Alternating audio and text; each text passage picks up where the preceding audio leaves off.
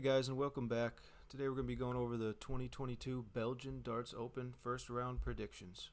First up, we have Dennis Nilsson versus Kevin Doets. Nilsson was the Nordic and Baltic qualifier. Doets has been playing regularly on the tour, pretty much better in every category, better power rankings. 5 points higher than the average. Just got to go with him. It's an easy pick here. Next up, we have Gian van Veen versus Ryan Meikle. Gian qualified through the associate member qualifier. He played a lot in the online live league, and he was pretty good during all of that from what I saw. We look at the averages here. Meikle has him on average, but Gian has more 180s and more percentage of legs won. They're pretty even, except for the standard power scoring. Meikle takes it. So I'm going to go with Meikle on this one. Next up, we have Karel Sedlacek versus Roberto Vandali.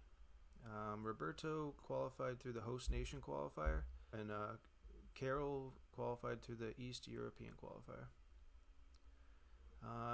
This is a pretty easy one.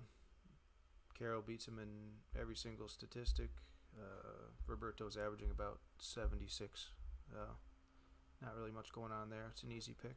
Next up, we have Boris Kirchmar versus Cameron Menzies.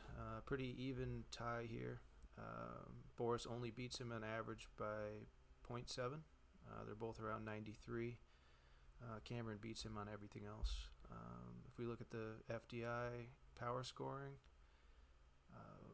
Cameron beats him on almost 100 points on TV, which is going to be the main reason why I'm picking Cameron on this one.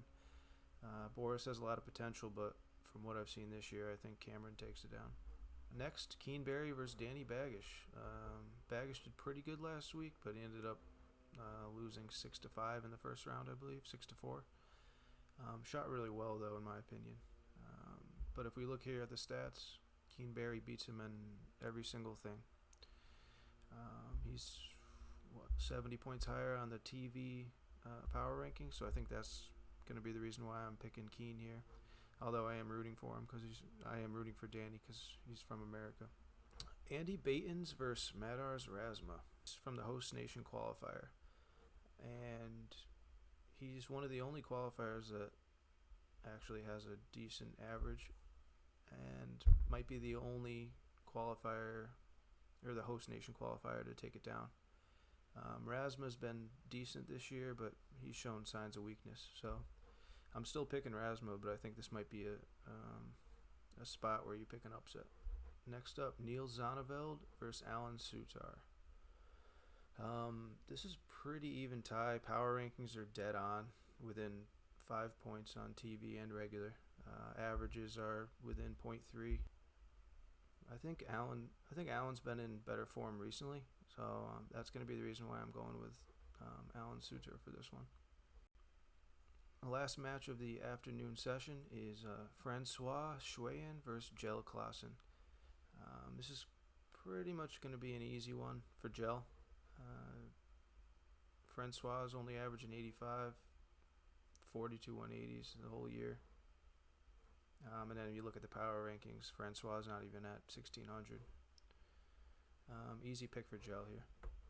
Alright, evening session. First match is going to be Rusty Jake Rodriguez versus Jeff Smith. Rusty Jake pretty much takes every stat except for checkout percentage, where he's about 3% worse. I think he just outscores Jeff here. It's gonna be, pretty much an easy pick for Rusty here. All right, next up we have Bradley Brooks and Chris Dobie. You look at the stats, Dobie's almost got 10 points on him, more 180s. He's got everything better power scoring. It's a pretty easy pick here. I'm not saying Brooks can't win, but I'm saying most of the time Dobie does. Easy pick. All right, Steve Beaton and Ross Smith. Smith actually did pretty good in the last Euro Tour. And also every one of his stats is better. And they're dead tied on regular power rankings, but TV power rankings, Smith takes it. I say another. Next up, we have Jamie Hughes and Vincent van der Voort. This one's pretty much dead tied here, in my opinion. Hughes is better average, better checkout percentage by 0.3%. It's not really a big deal.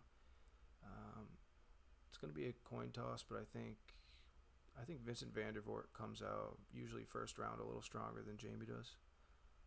That's why I'm going to be betting on Vincent here to take it down.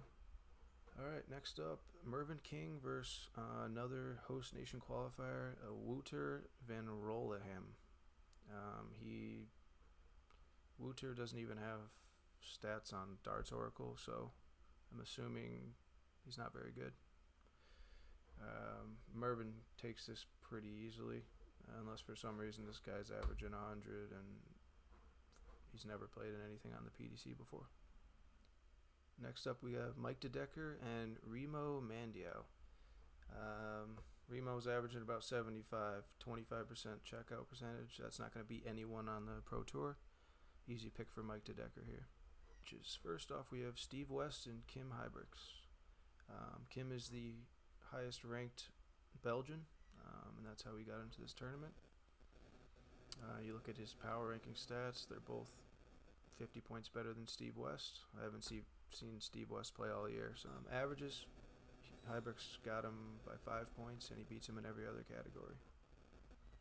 Easy pick for Kim. And the last match of the evening session and of the first day, Andrew Gilding and Simon Whitlock. Another close match.